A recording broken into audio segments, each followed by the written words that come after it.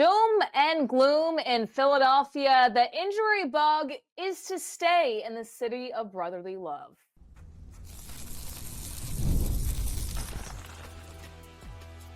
You are Locked On 76ers, your daily Philadelphia 76ers podcast, part of the Locked On Podcast Network, your team every day. Welcome to Locked On 76ers. We're your hosts, Keith Pompey. I'm Kayla Santiago, as we're going to dive right into all the action in just a moment. And Robinhood Gold provides the privileges of a high net worth for any net worth. These generous benefits are now available for only $5 a month. The new gold standard is here with Robinhood Gold. Sign up at robinhoodgold.com/gold. So Jared McCain injured, out indefinitely. Joel Embiid out for the game against the Charlotte Hornets. The Hornets actually has a positive thing going their way, as LaMelo Ball is currently questionable to see if he will play for the first time in 7 days. But let's talk Jared McCain, because it is doom and gloom even more than we thought after the Pacers game. We go into that Pacers game saying the month of December is crucial for this team. Joel Embiid gets out in the first half with a sinus fracture, and he was being looked at throughout this weekend, and now his status is out for the Hornets game. Even bigger, though, Saturday night, Jared McCain now needs surgery on that knee. Keith, what are you hearing? How did this happen? Because there wasn't a conversation about it really, at least to the public knowledge, in terms of after the game. Nick Nurse saying, well, we didn't know about it. Clearly there was something there. And now Jared McCain, we don't know when we will see him again. Yeah, I mean, here's the deal. I mean, Jared McCain, we saw when he got injured, right? We saw when he fell and bumped his head. You know, I think that not what I think happened. I mean, Jared McCain, his adrenaline was going. He wanted to play this and that.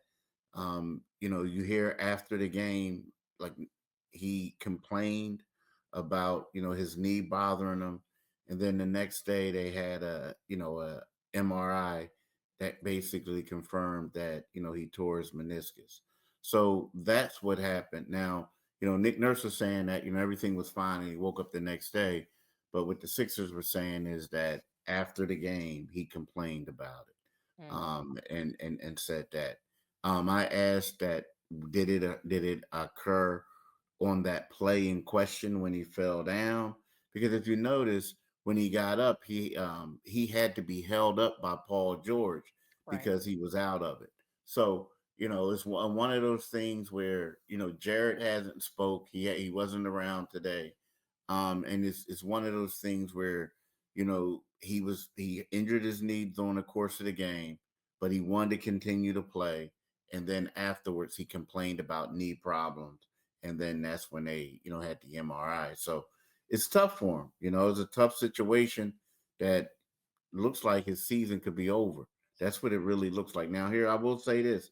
They didn't give a timeline yet, because a lot of times what happens is, if we're going to be honest, they got to go inside the knee and see how bad it is, right?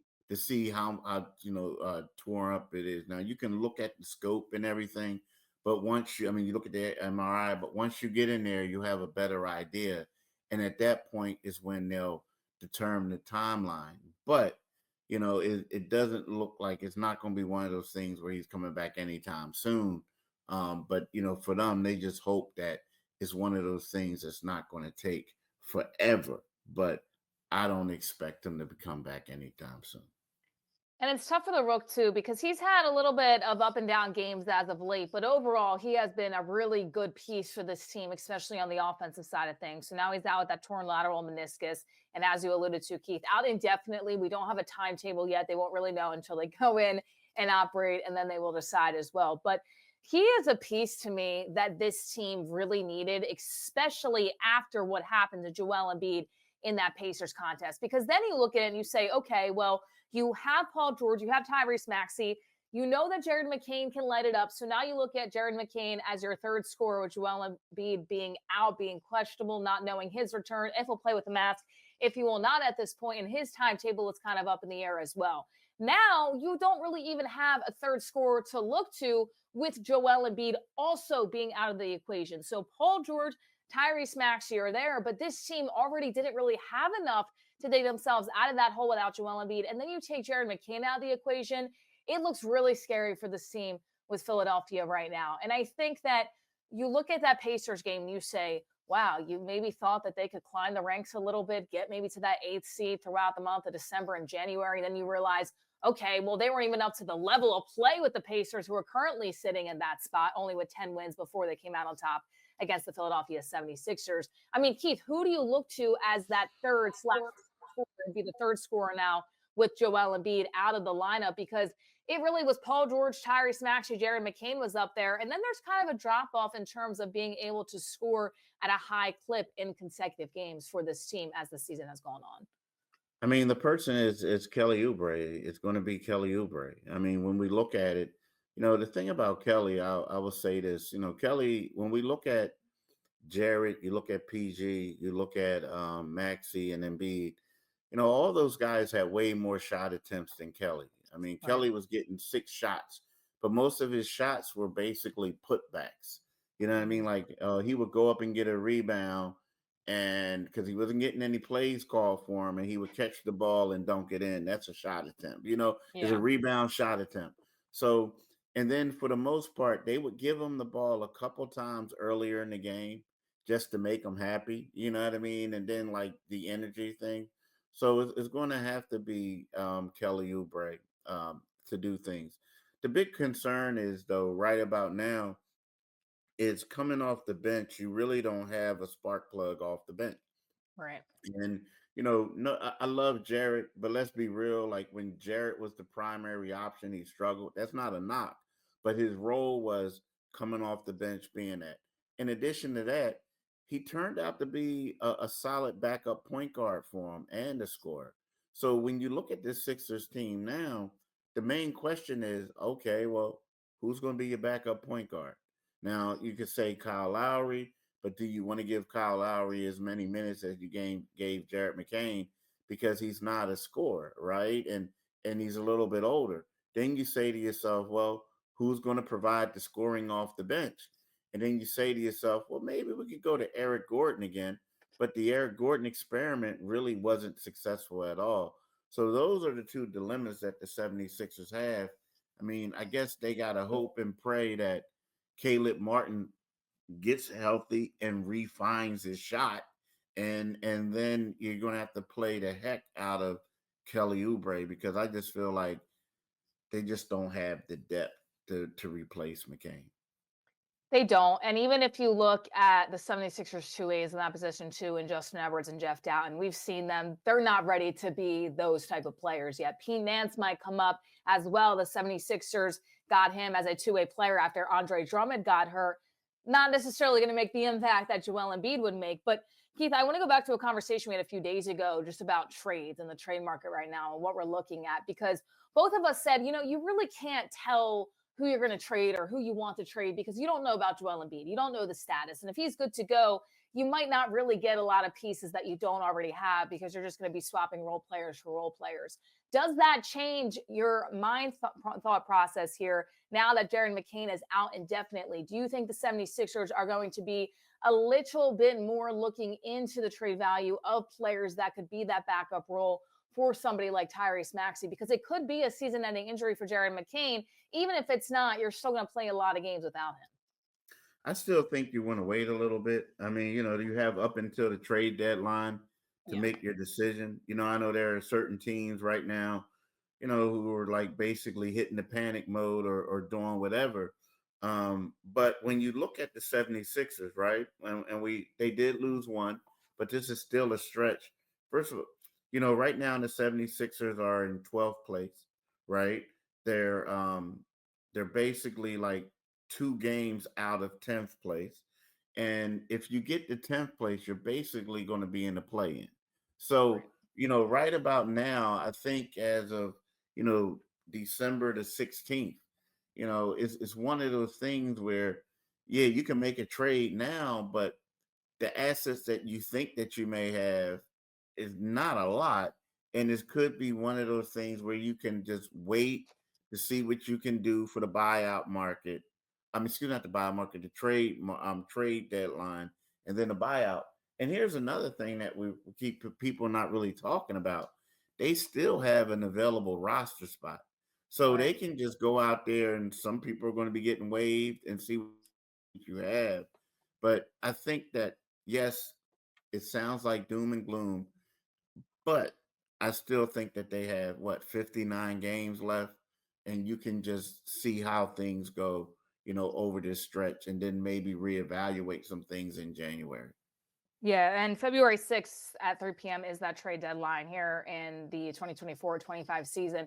The other thing to think about too, and I don't know how much this affects the Sixers and their scouts, but the winter showcase for the NBA G League is going to be taking place. And that's sometimes when you go and look at players, you can sign some guys to those 10 days as well. And it could not even be a player that's currently on the 76ers two-way roster, but that's something you could also look at saying, okay, if you have that open roster spot available, is there somebody out there that you could bring in and do that?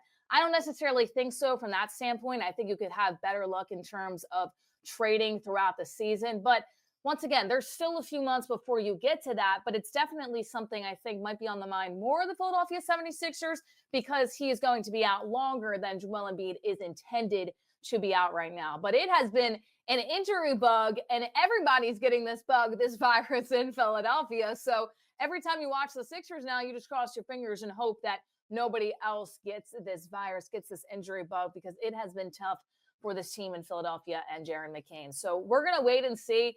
And the biggest thing is going to be interesting to look at throughout the Hornets matchups and then the Cavs after that, how the Philadelphia 76ers adjust. Because when Joel Embiid was out, when Paul George was out, it was Jared McCain being the guy to step up outside of Tyrese Maxey. So somebody else will need to step up. And we look at Kelly Oubre and a few other guys on the current roster for this team. Well, somebody else we have to keep on talking about here is Joel Embiid, because what is going on? His face is made of glass. It's the third time he's had a face fracture. So we're going to look at that, look at his status. He is ruled out against the Charlotte Hornets, but he looks to be coming back a lot sooner than Jared McCain. So we're going to touch on that in just a moment here. And you have to check out Robinhood Gold and, of course, Locked On Sixers, sponsored by Robinhood Gold, that you can go and check out. With Robinhood Gold, you don't need a silver spoon to eat up the financial flavors of the 1%. Robinhood Gold allows others to get the rates and perks usually reserved for the high society. Now, the resourceful individual with Robinhood Gold can earn the very liberal rate of 4.25% on uninvested cash and be rewarded with a handsome 3% retirement boost on an IRA account contributions. Robinhood Gold provides the privileges of a high net worth for any net worth. These generous benefits are now available for only $5 a month. The new gold standard is here with Robinhood Gold. Sign up at Robinhood.com/gold. The terms do apply. For product-specific disclosures, visit Robinhood.com/gold. Investing involves risk. Rate may change. Gold membership is offered by Robinhood Gold LLC. And Locked On Sixers is also sponsored by BetterHelp. We can all feel overwhelmed in our everyday lives, whether big or small, and go through some things as well. And sometimes it's just good to have somebody to talk to. It empowers you to be the best version of yourself. And if you're thinking of starting therapy, give BetterHelp a try. It's entirely online, designated to be convenient, flexible, and suited towards your schedule. Just fill out a brief questionnaire online to get matched with a licensed therapist online and switch therapists anytime with no additional charge. Overcome your fears with BetterHelp. Make sure you visit BetterHelp.com/LockedOnNBA. Once again, that's BetterHelp.com/LockedOnNBA to get 10% off your first month. That's BetterHelp, HELP.com/LockedOnNBA. All therapists are licensed, accredited professionals. BetterHelp allows you to connect with them in a safe environment and a convenient one as well. So make sure you go check out BetterHelp today.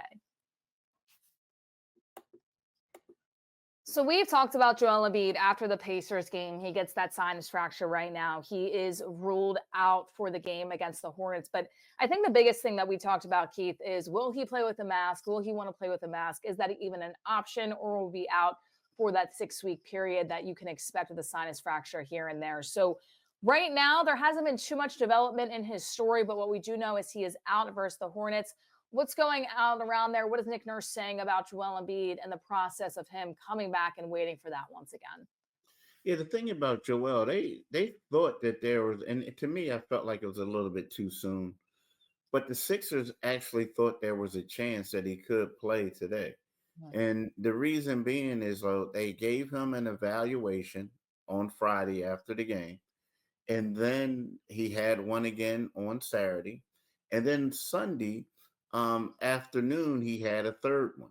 And they were basically, they didn't officially rule him out, this and that, but they was basically waiting for what the doctor had to say.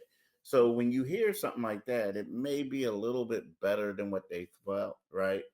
But the question is, it was like, hey, is he wearing a mask? Is he going to have a mask on? And they didn't talk to him about that yet at that time, the Sixers. And to be honest with you, some of his teammates haven't seen him. You know what I mean? Because he's going to the doctors and everything like that. But to me, it's one of those things where the scary thing of the crazy thing about this, they say sometimes it could be 10 days, sometimes it could be 3 weeks, it could go longer, depending on where it is exactly where at your sinus, right? Right. But the crazy part, and you and I talked about this, is if it was a playoff, Joel would say, you know what, I need to suck it up and I'll put a mask on. But if not, if it's like 10 days, will Joel just decide to say, hey, you know what? Maybe I just need to get this thing healed. Don't try not to get any contact to the face and just be cool. But it's the fact that he had 3 days of evaluations and they hadn't ruled him out 100% at that point before the third one kind of leads you to believe that it might not be as serious as it seemed, when they came out with the diagnosis after the game. Does anything and any of this have to do with the injury to Jared McCain? Do you think they operate a little bit differently and say right after he's not going to play on Monday in that Charlotte Hornets game? Or do you feel because Jared McCain has gotten injured, they're like, okay, we need to get Joel Embiid back out there if he can play? Because he's going to play uncomfortable regardless, I think. But do you push him a little bit more to try to go out there and play if it is with a mask? Because Jared McCain is now out indefinitely, and the 76ers, they know what they're holder in currently too. I don't think so. I mean, I understand the question 100, and it does make a lot of sense, but I don't think that it has anything to do with the two. I mean, I don't think they're associated. And the reason being is because, like, let's face it, Joel's going to come out and say, yeah, with consultation with the doctors and this and that. Basically, it's all about how Joel feels. You know what I Mhm. mean? Like, if Joel wants to come back and play, Joel will come back and play, right? If he doesn't, like if he's a little shaky and a little nervous about it, well, they're going to like give him some time to rest and everything like that and let it heal. So I think that has a lot to do with what's going on.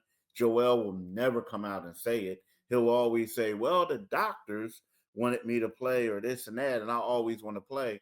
But nah, I feel like, you look at the team, they're 7-16. He's saying we're only a couple games out. Why should I rush to come back right now? I'll come back when I'm ready. You know what I mean? Mhm. And the fact that, no one, the teammates have seen him since it's happened, it leads you to believe that, it's a decision that he is making with, consultation with the doctors. And I think it also leads you to believe too that saying it's not that bad and it could be worse is a situation of, oh, well, they were having conversations of him possibly playing in the Hornets game. Now, granted, the team, it's always going to have a positive outlook. Nick Nurse is never going to be like, oh, well, Joel Embiid is going to be out completely and we're not going to see him for a long time. He's probably going to wait for a little bit. But the fact that they felt confident and saying, hey, he could possibly be ready for Monday goes to show that he should probably be out there sooner than maybe we were led to believe to start things off. And Yeah. yeah, and I listen, I don't want anybody to play injured, right? Nobody wants anybody to play injured, but you're in a situation for the Philadelphia 76ers.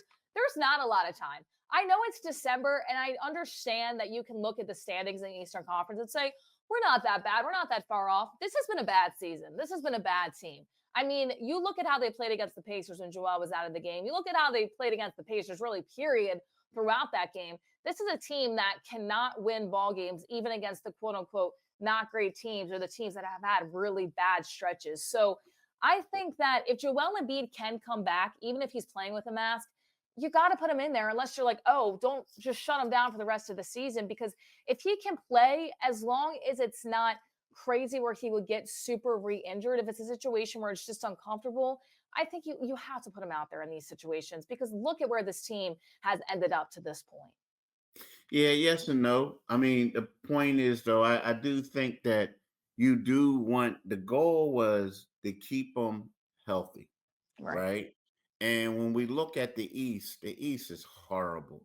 I mean, the East is horrible. Like they're actually two games out of being in the play-in tournament. Which is And this crazy. is Yeah. right, which is crazy. So when you factor that in and you look at it and you say to yourself, okay, well, Drummond, this is what we brought you here for, right? And it's kind of, I believe that there's a point where you say, can we steal a couple of days? Can we steal Hmm. a couple of games? And if so, because think about it, they're going to play this team on Monday and then they don't play them again until Friday.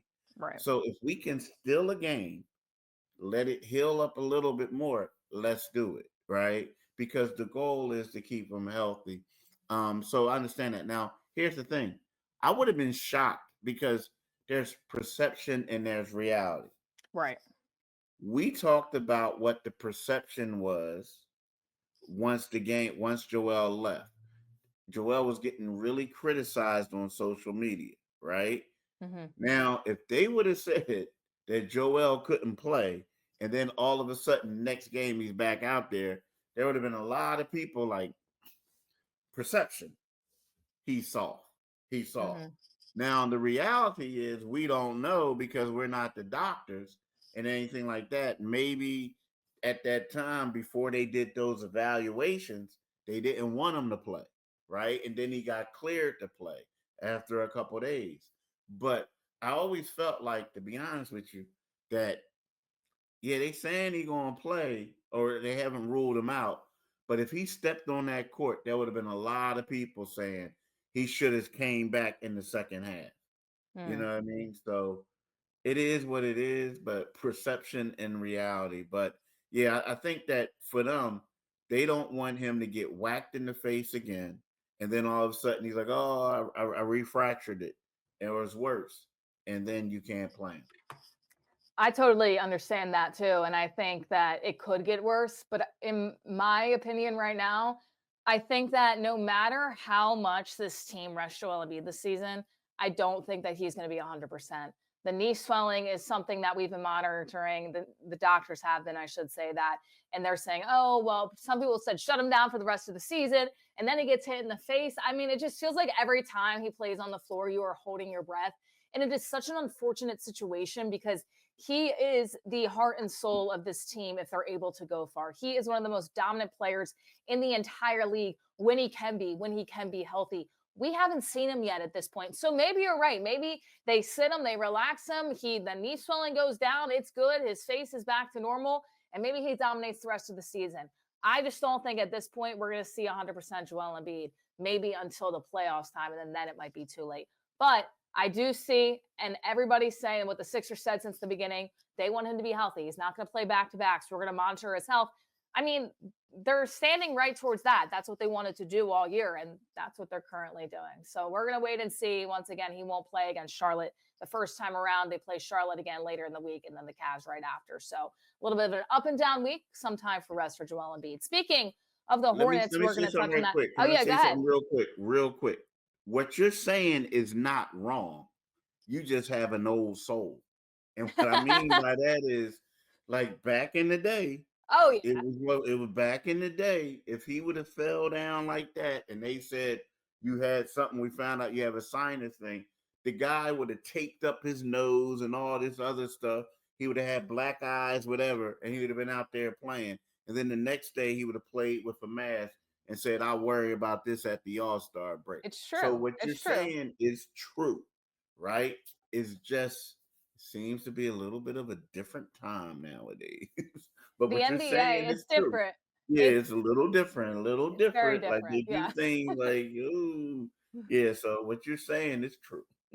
It's very different. And that too, it's the historical value of Joel Embiid has been injured every single year, and they're trying to do what they can do to not keep that from happening. So, hey, the NBA, it's a different time. It's a different time in the NBA. They're not pushing and shoving. You know, you get a flagrant for doing something smaller, where Charles Barkley might have elbowed somebody back in the day and they said, oh, common foul. So it's a very different NBA. We're going to wait and see when Joel Embiid comes back on the basketball court for this team.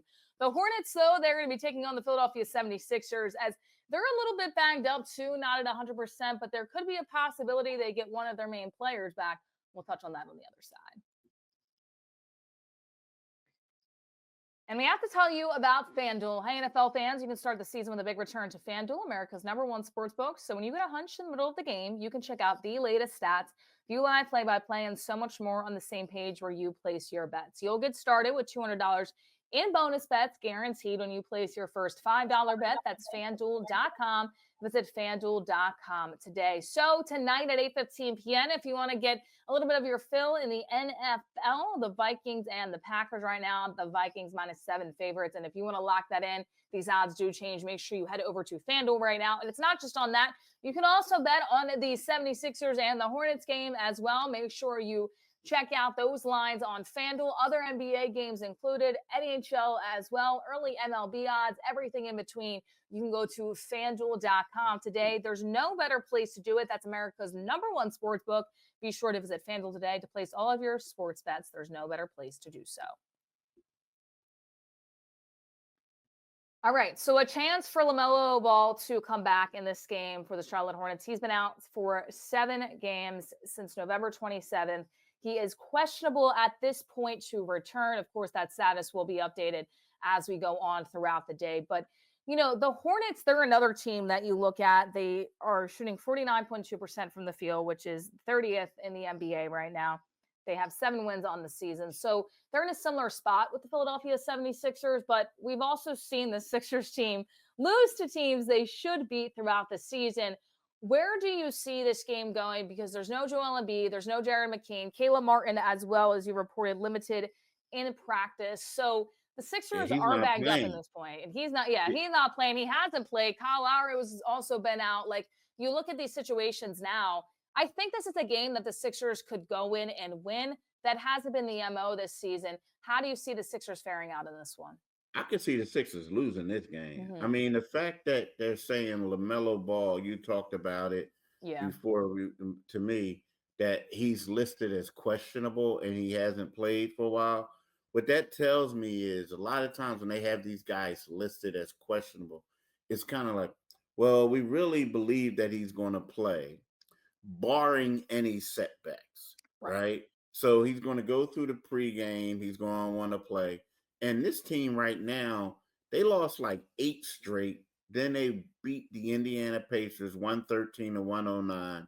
And then they lost an ugly game to Chicago 109-95. You know, the 2 teams combined to miss 75 threes, right? Mm-hmm. So now here's the thing.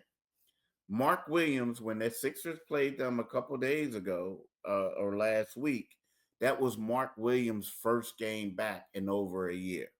Right. Miles Bridges did not play, right?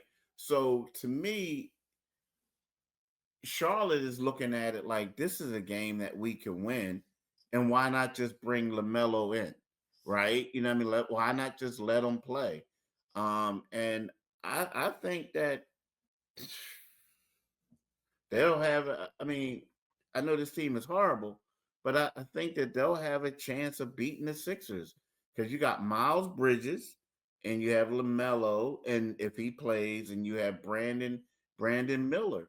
And I don't know. I feel like they'll have an opportunity to beat the Sixers. I really do.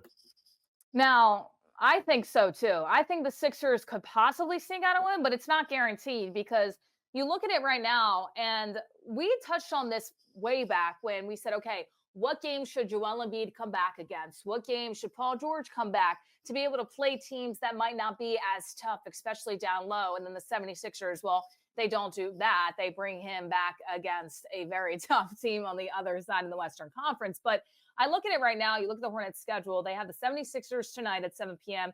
Then you go on and take another bad team on the road in the Washington Wizards. And then you're back taking on Philadelphia in Philadelphia on Friday. So now that's a back-to-back. So if LaMelo does come back today, you might not see him in the Wizards or the Sixers game. But you look at it and you say, this is a perfect stretch for LaMelo to come back from an injury, get his feet back where they need to be, knock some of that rust off, because you look at a Sixers team that is down really bad right now. The Wizards are really bad too. So no better time than now. If I'm the Hornets and there's no setbacks, I'm definitely playing LaMelo Ball against the Philadelphia 76ers tonight. And then Philly is in some real trouble because they're going to be all out of sorts, especially trying to guard him. Yeah, because I mean, we look at this, they're bringing back young players while the Mm-hmm. Sixers now are, you don't have Caleb Martin. Adem Bona's not playing right now. So, I know you have Pete Nance, but for the most part, you have one center now, one Yeah. center, and that's in Drummond. And then you got to do Yabu and possibly use him as the backup center. So he may not even start tonight because of that, right? Mm-hmm. So it's kind of like I'm looking at the Sixers starting lineup. I mean, not starting lineup, but I'm looking at their guys. Like you look at Eric Gordon, for instance, right?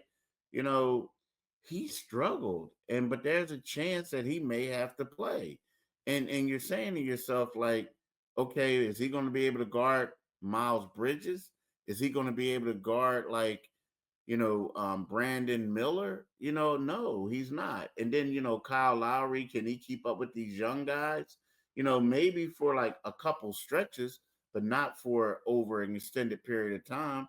So losing Caleb, who's struggling, but you still losing him. He's a young guy who can do a lot of different things. Losing Jared McCain. I mean, I think they're going to struggle. Like Eric Gordon came here to shoot threes. He's shooting 23.8%, Yeah. right? 23.8%. Kyle Lowry, he's shooting 35.3, but he's been struggling like in other areas too when you give him extended period. He's shooting 37.3% from the field, talking about Kyle. So, these are guys that they're going to have to bend on tonight. And I think it's going to be tough for them. It really is, unless Paul George and Maxey just take over. We've been waiting for a big Paul George game as of late. It didn't work out with the three-man set and the 3 stars, but maybe it will tonight against the Hornets. In addition to Pete Nance, who alluded to the two-way player, been able to see him a lot with the Blue Coats.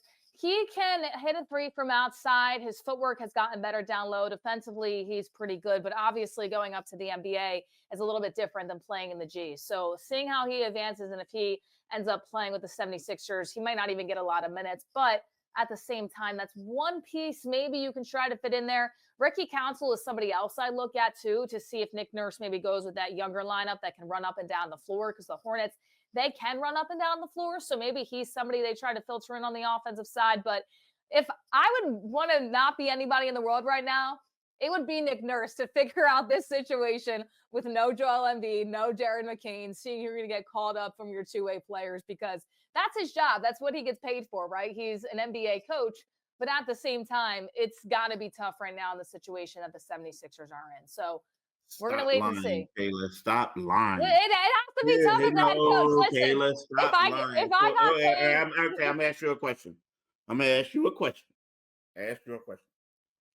If they gave you $8 million I would figure it out. and $8 million, and then they told you, we're going to fire you at the end of the year, but you're still going to get the $16 million on the contract. You don't feel sorry for Nick Nurse.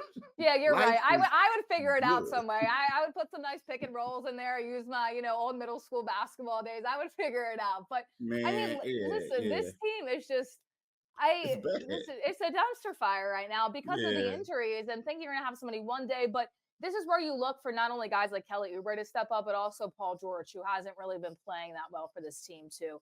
You gave him all this money, another guy that you don't feel bad for. So we'll see if he can end up putting out there. I know a lot of people are going to agree with you, Keith, on that one. I don't think anybody feels bad for Nick Look, Nurse in this if I'm Nick situation. Nurse, right, and I'm looking at Joel's injury, I'm looking at Jared McCain, I'm doing this and that. I might have me, uh, a drink on the rocks, and I'll pick up my cell phone and like go to the app to see, okay, the money. What's today? Oh yeah, today's the 5th. I mean, today's the 16th. So they got paid yesterday, right? So I don't know if they get it on Sunday, but Monday morning, this morning, he'll look. Yep, it was deposited today. Life is good. Life is good, even if they're Life losing is basketball good. games. Life They is get paid good. regardless. So, Yeah, I but get paid regardless. that they do. But they're going to try to figure it out, or so a lot of the fans hope too. No Jared McCain, no Joel Embiid, and the 76ers taking on the Hornets tonight at 7 p.m. LaMelo Ball is questionable, has a chance to return against Philadelphia after being out since November 27th. Let us know in the comments how you're feeling right now about this team. If you have any faith left, if you think that they can make something happen a little bit, and who you think needs to have a big game and a step up game, you could say, with Jared McCain being out of the lineup. Well, thank you all so much for tuning in to Locked On 76er. For Keith Pompey, I'm Kayla Santiago saying so long, and we will see you all after the game with the 76ers and the Hornets.